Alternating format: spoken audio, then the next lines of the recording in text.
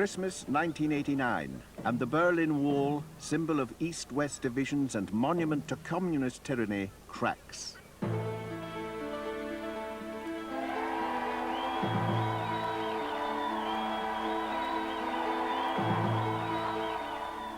Since the end of the Second World War, the vast territories to the east had been ruled from Moscow by a harsh and often brutal communist system of government.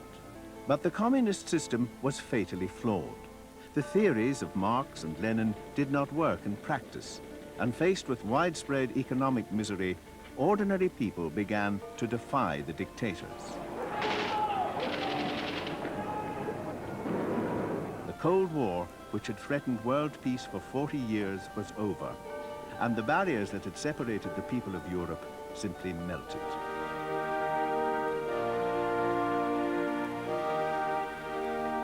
Christmas 1991, Maastricht in Holland. 12 Western European nations agreed moves towards economic and political union. The United States of Europe was becoming a reality. 50 years ago, the nation-states these men now represent were at war. Today, such continental conflict is unthinkable.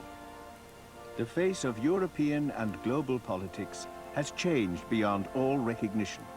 In Ireland, memories of old enmities have proved harder to erase.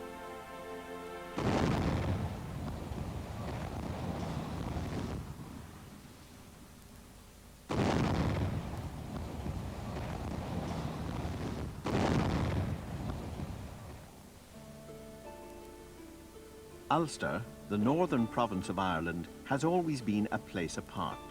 Its castles and keeps bear silent witness to a violent history. These 6 northeastern counties of Ireland formed a self-governing part of the United Kingdom for over 50 years. For most of this time, the region was at peace, and its factories and farms enjoyed a relative prosperity. But behind the facade, ancient bitterness between the Protestant majority and the Catholic minority was growing.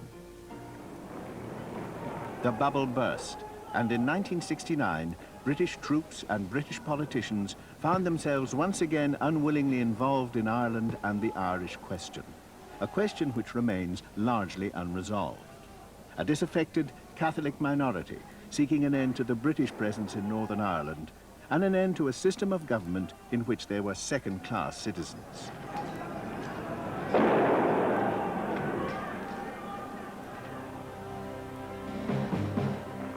A Protestant majority fiercely determined to stay inside the United Kingdom and afraid that a British government would give in to Catholic protests and force them to become part of a united Irish Republic.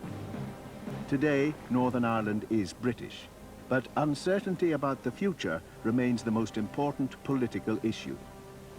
20 years ago, the British government decided that sectarian violence in Northern Ireland was out of control. Local politicians were brushed aside, and since 1972, British ministers have tried to restore and promote dialogue, to find a way by which Catholic and Protestant, nationalist and unionist can agree to share power. Fear, suspicion and mistrust have prevented any of these attempts from succeeding. Politics always returned to the streets, and so it was in 1985, when the British and Irish governments embarked on a fresh initiative, the Anglo-Irish Agreement. The two governments would approach the issue together, with the Irish government having, for the first time, a direct input into the affairs of the province. Unionists were outraged and betrayed. The British government, their government, had abandoned them. The enemy was through the door. Men and women of Ulster, we meet on a very sad occasion. We are gathered here today to mourn the passing of democracy in Ulster.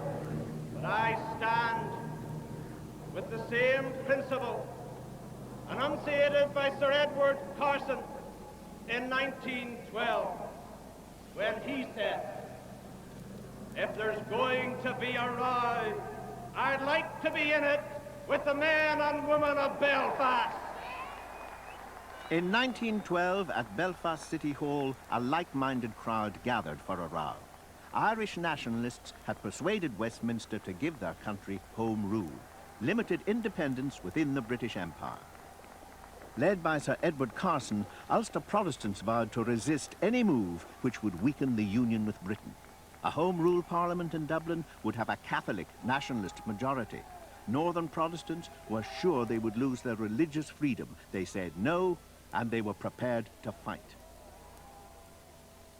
Carson was a Dublin Protestant and a Unionist MP. Ulster Day, Saturday the 28th of September, 1912.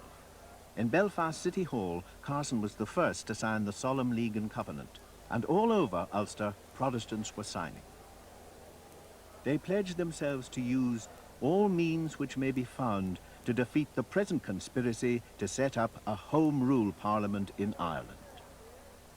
They included men of wealth who feared that a Dublin government would ruin their industries by heavy taxation, and ordinary working men who were certain that Home Rule would mean Rome rule.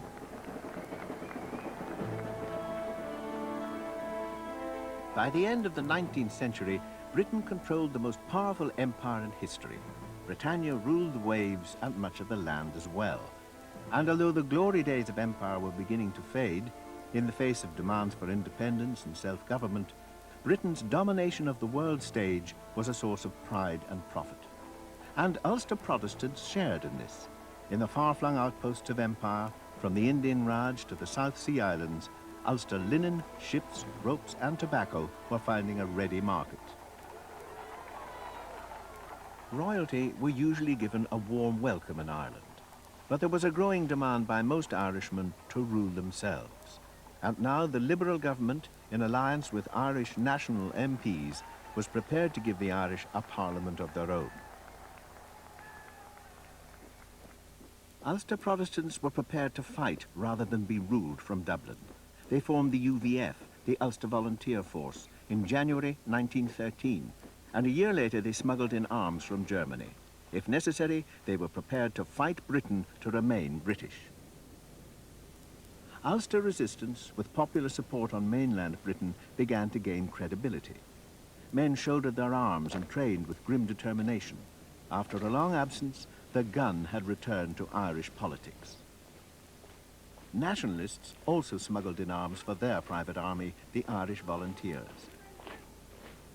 By the summer of 1914, Ireland was divided into two armed camps, and civil war seemed certain. But civil war was prevented by a greater and more terrible conflict.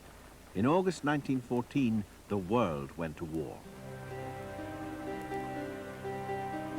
Amid the barbed wire and butchery of the battlefields of Europe, the divisions in Ireland were forgotten. North and South rallied to Britain's cause, and Irishmen, once prepared to kill one another to promote or prevent Home Rule, now fought and died side by side. Catholics and Protestants served with courage and distinction, but at a dreadful cost. When the dust of war eventually settled, a generation of Irishmen had been wiped out, united in death. A great many who had joined the UVF had enlisted in the Ulster Division. On the first day of the Battle of the Somme, 5,500 Ulstermen were killed or wounded. For some, England's difficulty was Ireland's opportunity. A small group of militant nationalists, organized by the Irish Republican Brotherhood, prepared a rebellion in secret. On Easter Monday, 1916, the Republicans seized control of buildings in the centre of Dublin and fought to make Ireland completely independent of English rule. They hoped the rest of the country would join them.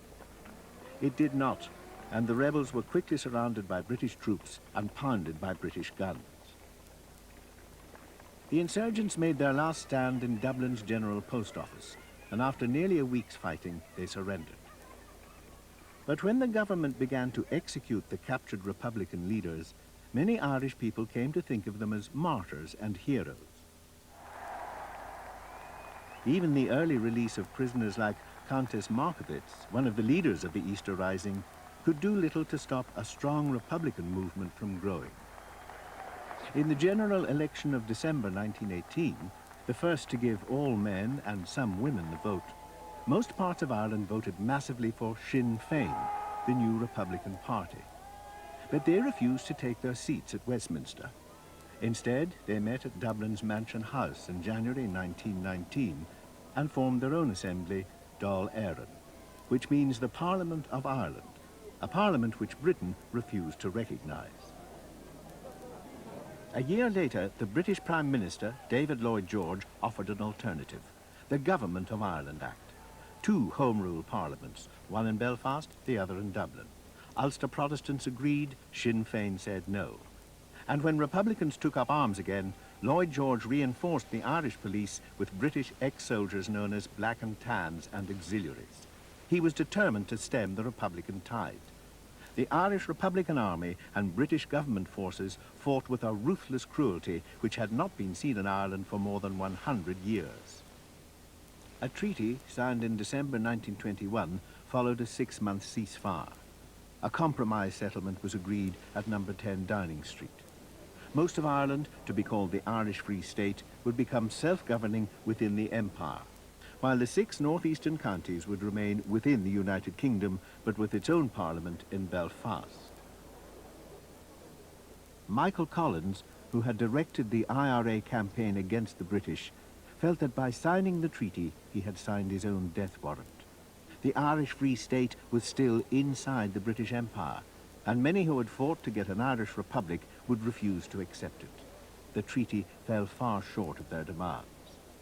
With a heavy heart, the delegation returned to Dublin to be met with the unbending opposition of Eamon de Valera, the president of the Dáil, and many others.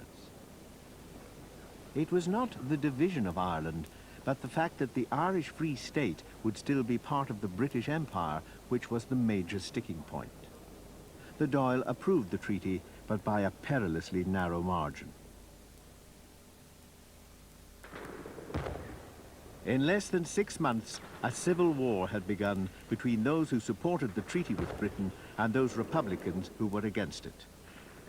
When the Republicans seized the Dublin forecourts, the Irish Free State Army pounded the building with field guns borrowed from the British. After a few days, the Republicans were forced to surrender. But fierce fighting continued, and now nationalist fought nationalist. Finally, in May 1923, after perhaps 4,000 had died, the Republicans laid down their arms.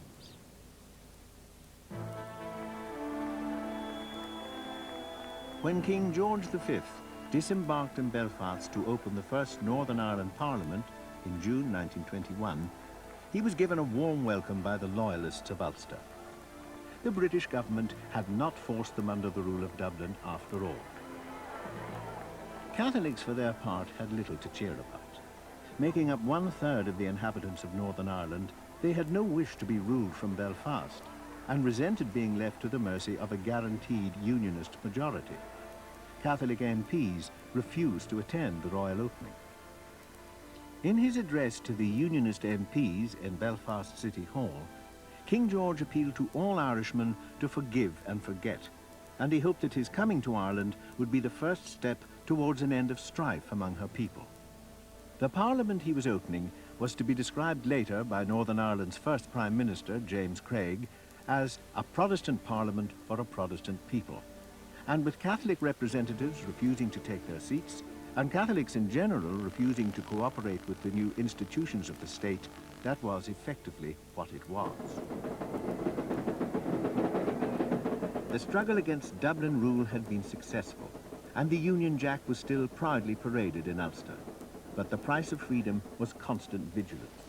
With bitter fighting continuing between Protestant and Catholic, the Unionist government recognized that strong measures would still be needed in Ulster's defense. They voted themselves special powers to deal with possible Catholic rebellion. Suspects could be locked up without trial.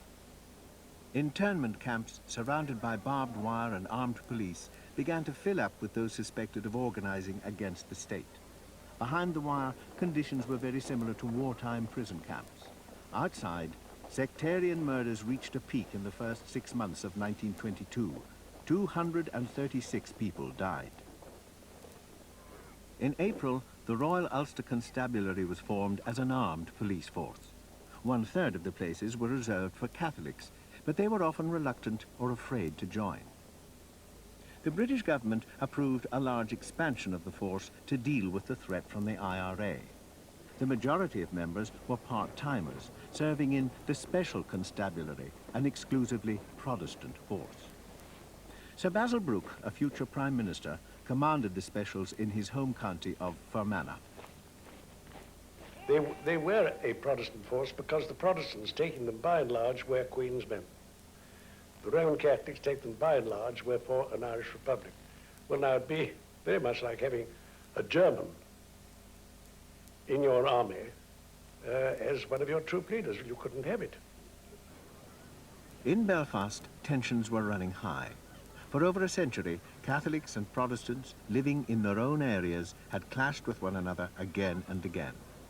With Protestant political power now firmly rooted, Catholics felt completely isolated. A third of the population felt abandoned by their friends at Westminster and in Dublin, left to the mercy of their loyalist neighbours. To the Protestants, Catholics represented a potential threat to the security of Northern Ireland. Those fears and suspicions were soon passed on to succeeding generations. The city was already highly polarized, with the Catholics living in separate communities.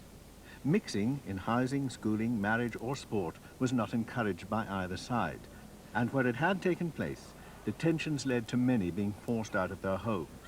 Evictions and burnings led to even greater community divisions. For several centuries, all of Ireland had been under British rule. Now the country was divided, Protestants in control of the north, Catholics in the south. Between them, a border.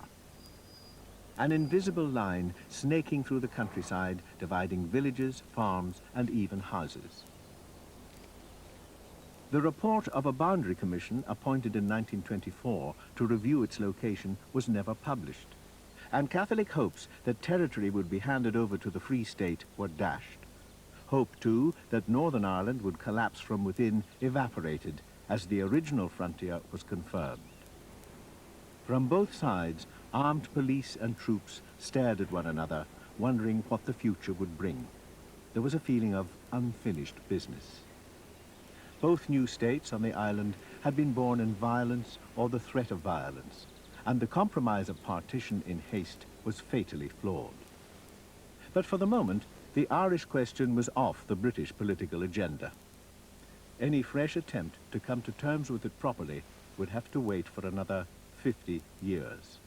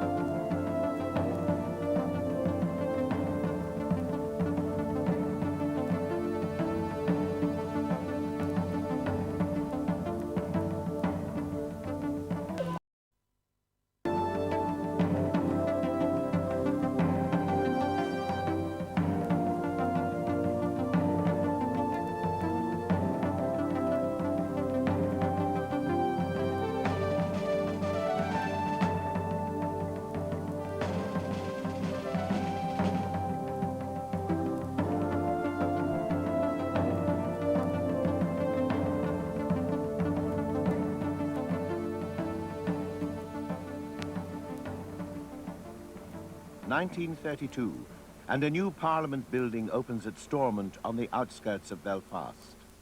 A Protestant Parliament, the Union secure in stone and in ceremonial.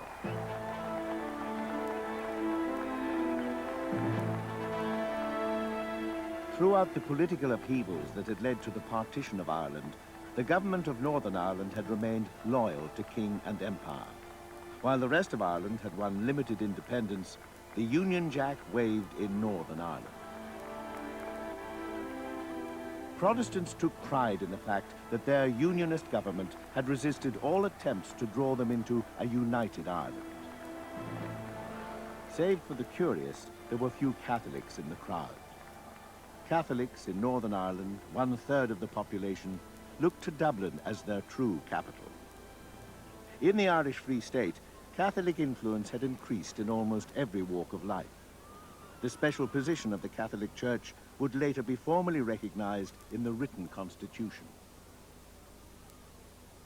A 1932 Eucharistic Congress. Mass celebrated in Dublin's Phoenix Park. The Pope's representative, the bishops and politicians all together. After centuries of quarrel, there was peace now between Britain and Ireland. But the price was a divided island. The 26 southern counties of the Irish Free State, renamed Éire in 1937 and almost completely independent, and Northern Ireland, though it had its own parliament, still part of the United Kingdom. Now separated by an international frontier, North and South were moving further apart. With separate economies, laws and social order, the troops and police were supplemented by customs officers. Partition had become a day-to-day reality.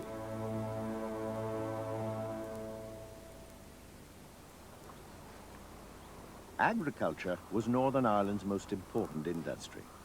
But Ulster farms were smaller than in other regions in the United Kingdom and in the rest of Ireland. In the 1930s, it was hard to make a living from the land, and many country folk were forced to move to the towns and cities where jobs were also in short supply.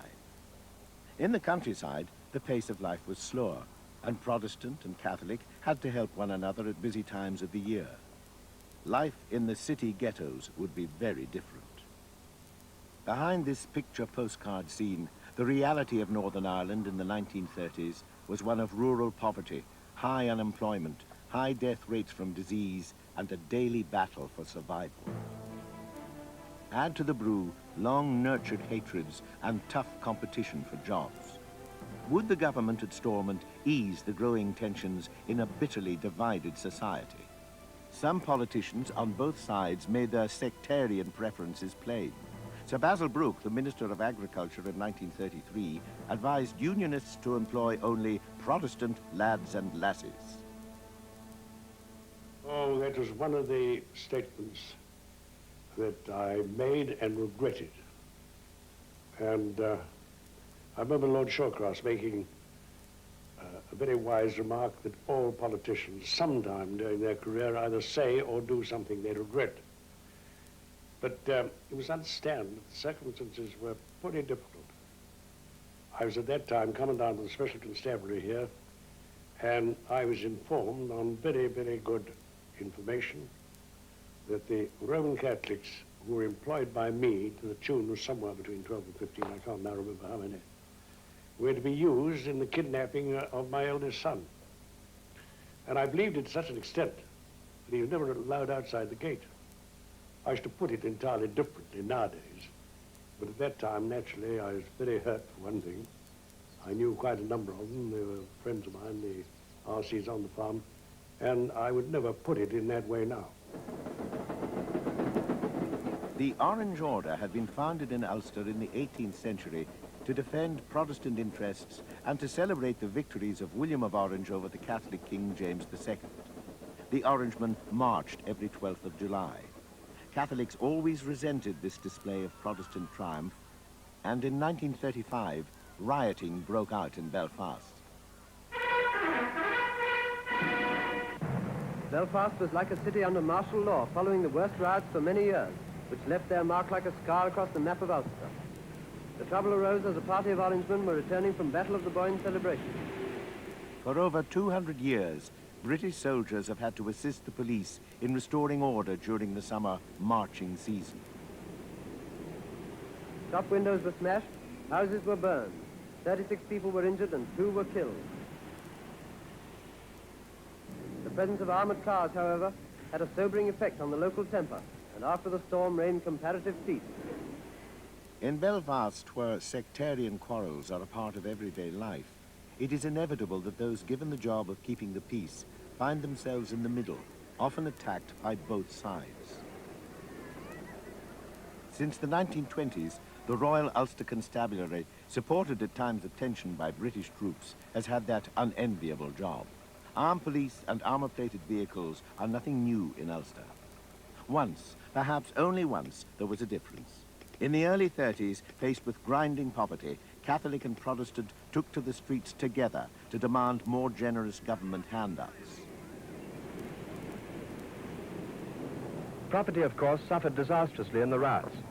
Extensive damage was caused to shops and banks, glass windows being an incitement to destruction, and displays of foodstuff a provocation to looting. Municipal property was an especial target. A curfew was imposed from 11 o'clock at night to 5 in the morning, and order was gradually restored, but only after unfortunate casualties had occurred. Meanwhile, conciliatory efforts were being made to remedy the cause of the trouble, which is understood to be due to the difference between rates of relief in Great Britain and Northern Ireland.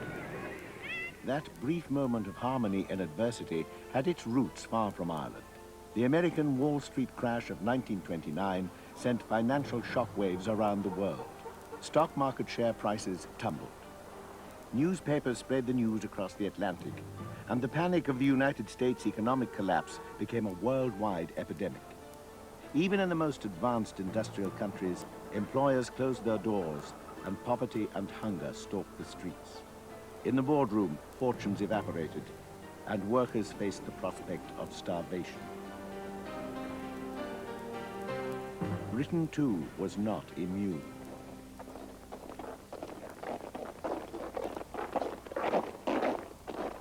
With unemployment in the once thriving shipbuilding town of Jarrow in the north of England approaching the 60% mark, the workers took to the road in the now famous March to London. Their demands were for work and for dignity and a new political order in Britain, a system in which they might have some say.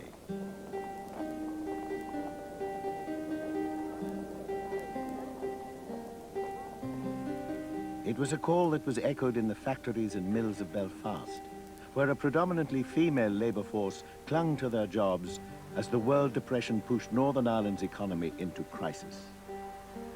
In Northern Ireland, Catholics were twice as likely to be unemployed as Protestants, and in hard times, the struggle for jobs often made sectarian tensions worse. There were a few economic successes. Gallagher's cigarette factory maintained production at a relatively high level. The firm's managing director was able to talk of cigarettes racing along as though imbued with the spirit of the chase.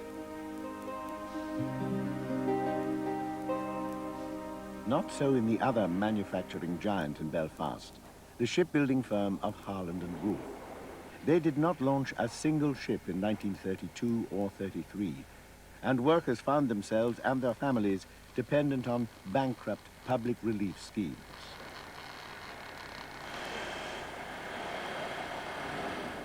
With spare engineering capacity, Belfast was an ideal centre when Britain began to rearm in the mid-30s. Short's aircraft firm set up in the city, but the new jobs made only a small impression on unemployment, then running at record levels. Under mounting pressure, the Stormont government gave way on welfare relief payments. But Prime Minister James Craig had little to offer by way of economic remedy. I would like to say that any observer of world conditions must realize that there is an unsettlement prevalent in many countries, due doubtless to the state of finance, of trade and of industry.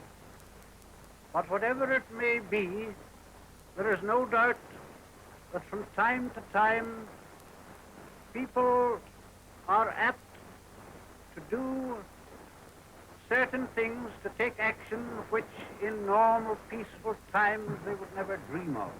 And it will be a sad day if any country suffers from the mischievous action of any single individual or any body of individuals. Working class unity was a clear threat to unionist authority, and Craig appealed to traditional loyalties to bring Protestant workers back into line. We are part of Great Britain. I think I am right in saying we are the most loyal part of Great Britain. And all Ulster men rejoice in the close relationship between the mother country and ourselves. In 1935, Protestant Ulster was in mourning.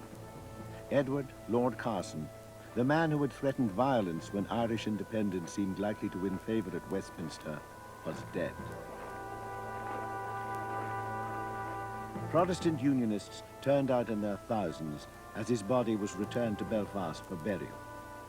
Although remote from Ulster politics for 15 years, Carson was still a hero. But their presence on the streets as his body was borne on a gun carriage was more than just respect for a past hero, an old leader. His honored grave in St. Anne's Cathedral was a symbol, a strengthening of the resolve, a way to show Southern politicians that the border was there to stay. Within 2 years, Protestant spirits were to be lifted. The coronation of King George VI prompted a royal visit. Amid tight security, the Republican menace was still widespread. Their Majesties disembarked to a tumultuous welcome. In spite of poverty, unemployment, and poor living conditions, the well-scrubbed Protestant working people turned out in their thousands to cheer. Under the blue skies of a British Ulster, Protestants were anxious to demonstrate their gratitude for what were in truth the economic scraps from Britain's table. At Belfast City Hall, seat of the first Northern Ireland Parliament, the comfortable middle classes and the unionist politicians seemed anxious to demonstrate that all was well within loyal Ulster. Once again, the Catholic population decided to stay away. Ex-servicemen were honored. A reminder, if reminder was necessary, of the sacrifice of Ulstermen in the service of the Crown at the World War I battles of Passchendaele, Ypres, and particularly the Somme. It was a message not lost on the royal party or the British government which directed proceedings. His Majesty laid a wreath at the cenotaph honoring all those who had died, Protestant and Catholic. The king was cheered to the echo. Meanwhile, south of the border, the ruling Fianna Fáil party, founded by Eamon de Valera, was moving towards full independence. In 1937, he produced a new constitution, claiming sovereignty over the whole island, including Northern Ireland. De Valera moved the recovery of the lost territory to the top of the agenda. The 1921 treaty, signed in London, had kept the Irish Free State within the British Empire. Bitterly opposed by de Valera at the time, he now attempted to persuade the British to leave Ireland and to allow both parts to move back together. But with war in Europe looming, Britain was anxious to maintain its strategic foothold in Northern Ireland. So de Valera returned home empty-handed, his dream not realized. Ireland united, Ireland free, Ireland self-supporting and self-reliant, Ireland speaking her own tongue, and through it giving to the world her ancient treasures of Christian Gaelic culture. These are the ideals to which enthusiastic young Ireland is now devoting energy. The new constitution, with its claim of sovereignty over Northern Ireland and the prospect of the South withdrawing from the Empire, spread shockwaves among Unionists in the North. Ulster would have no truck with such political parleys, and in order to demonstrate her determination to resist any weakening of Britain's resolve on the Union, an election was called. The border was to be the sole issue. Unionist candidates called for a fresh declaration of Northern Ireland's determination to remain part of the United Kingdom. And English cinemagoers were treated to a somewhat quaint demonstration of Ulster politics in action. Republic, is it? Let them try and get Ulster into the Republic if they want to fight in their hands. Ulster's loyal to the King, God bless him. The outcome was inevitable, and a larger than usual Unionist majority was returned. a source of considerable satisfaction for the Unionist leadership. In spite of outright Unionist rejection, the end to partition remained the dominant issue in Irish political life. This program aims at restoring the unity of this island and creating an independent Ireland living its own cultural, economic, and national life. We do not wish to seek quarrels with any country. We wish well to our neighbor, Great Britain, as to all other countries. We want our liberty so that our cooperation with Great Britain may be one of harmony